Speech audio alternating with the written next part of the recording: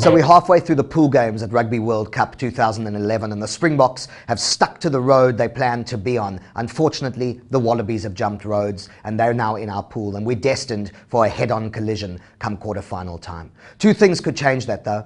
Italy could beat Ireland or South Africa could lose to Samoa. We're certainly not going to throw that game and stranger things have happened. Let's get an opinion from Springbok Rob Fleck as to what he thinks the Springbok chances are. Welcome, Rob.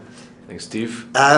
You played in the '99 World Cup. How different is it to playing in a World Cup versus just regular test match rugby? You know, I guess the approach that we took in '99 was that we had to be the fittest side there, and we had to, you know, play a style of rugby that was quite comfortable with all of us. And that's at that stage, you know, it was you know, all about defence, and I think not much has changed. You know, from back in '99 or, you know, even earlier World Cups, probably '87 was the only World Cup where there was good running rugby that won the tournament. So we're an experienced side. We've had a captain who's played hundreds of tests.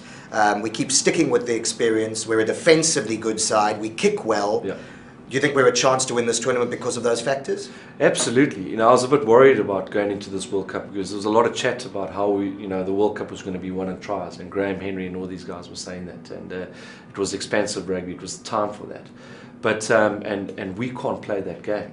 But after seeing the first couple of games now, it's quite clear that South Africa are now amongst the favourites to win it. If you were selecting the side and thinking about the players, with Fourie du Preez as a possible scrum-off versus a young Francois Hougaard who obviously brings more spark but less experience, are you suggesting that you would go with du Preez over Hougaard for that reason, or is there a balance between spark and experience you're looking for? I'm suggesting that's what South Africa needs right now. I don't think they can change. You know, they came into this World Cup looking at history and what has won World Cups in the past, and that's all about defence and systems and experience. And Fourie du Preez has that. You know, he runs the show. For sure, I think that Hougaard has a role to play. Looking at Bismarck and John Smith, now Bismarck was around 4 years ago at the last World Cup, so you could probably argue he has some experience too.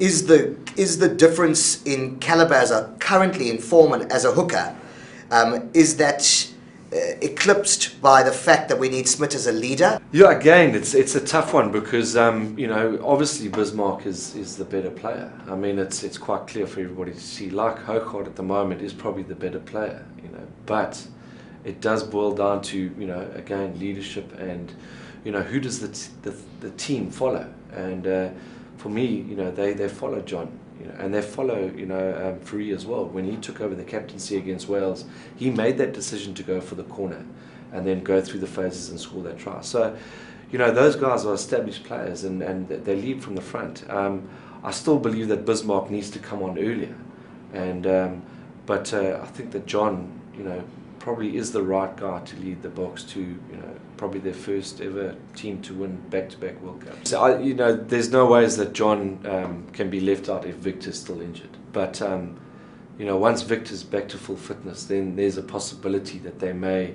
you know, not start John and put him on the bench, or, you know, take him off earlier. On another matter, maybe a difficult question for you, because you coached Jean de Villiers at the Stormers and at Western Province. Francois Steyn, Jean de Villiers, the big debate at the moment. The door's been open for Francie Steyn and he's taken his chance. Yeah. Who would you start at 12 with Jacques Fourie? Yeah, tough one. You know, it's probably prior to the World Cup, I would have said Jean and Jacques are, you know, an established combination, but I've always felt that Francie Steyn's position is a 12. I feel that he's wasted at fullback, and I think that he's probably too, you know, too boxed in as a 10. But from what I saw from the previous World Cup when he played 12, he transformed South Africa's game. 100%. So if I were to press you for a prediction come World Cup final in mid to late October, who's going to win it? Yeah, Steve, I think that, look, we've got a tough ask we're facing Australia, you know, if all goes according to plan in the quarterfinals. I think that should we win that game, I think we're the only team that can beat the All Blacks. Thanks, Rob. Thanks for coming in. Pleasure, Steve. That's all from me, Stephen Morris, from this week's Rugby Vibe, brought to you by Prongster. We'll see you next week.